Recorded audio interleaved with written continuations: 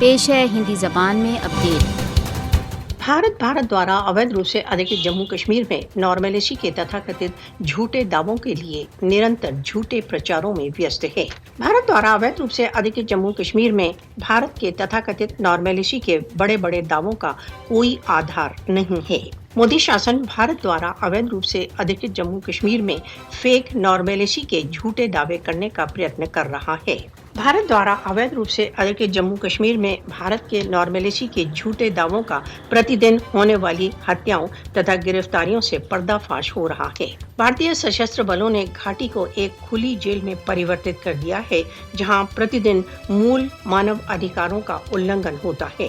भारत ने कश्मीरियों से जीवित रहने का अधिकार सहित सभी अधिकार छीन लिए हैं। मोदी शासन कश्मीर के संबंध में अपने झूठे दावों के प्रचार के लिए सच तथा यथार्थताओं को तोड़ मरोड़ कर प्रस्तुत कर रहा है।